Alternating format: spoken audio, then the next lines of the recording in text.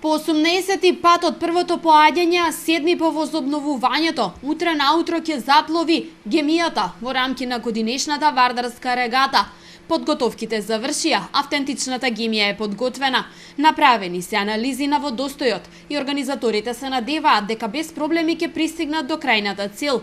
Покрај Гемијата на располагање се уште 14 пловни објекти за повеќе од 120 учесници.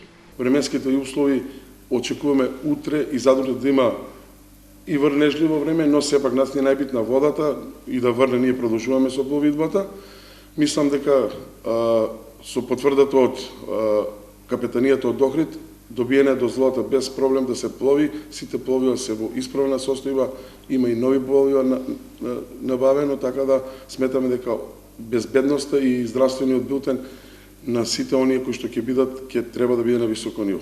И оваа година ќе се плови во 4 етапи. Регатата го задржува својот меѓународен карактер. Дел од неа ќе бидат и учесници на Савската регата со која организаторите реализираа испратимување заради успешна соработка во иднина.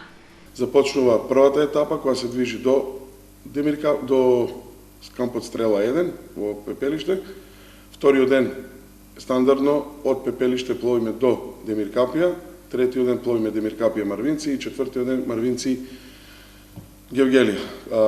Оваа година повторно вардарската регата, поддржана од општина Велес, е од меѓународен карактер. Имаме 20 гости од Република Србија и од Република Црна Гора.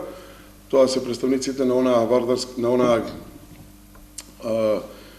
регата, Савската регата, која што лани се збратимивме. Градоначалникот Чадиев се надева дека ќе успее планот во некој од следните регати да се плови до Солун како во минатото. Сепак, пред се им посака на учесниците мирни води и поволни временски услови, за да успеат безбедно да стигнат во Гевгелија.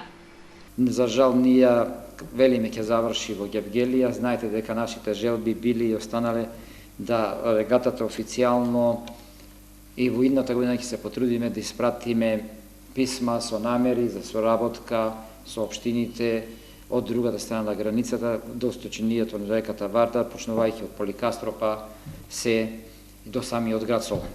Вечерва со културно-уметничка програма на Мало Мовче ќе биде најавено утрешното поаѓање. МВР, баталјонот на војната полиција, Црвен крст, кајакарските друштва се само дел од институциите и организациите кои ќе дадат поддршка на овогодинешната регата.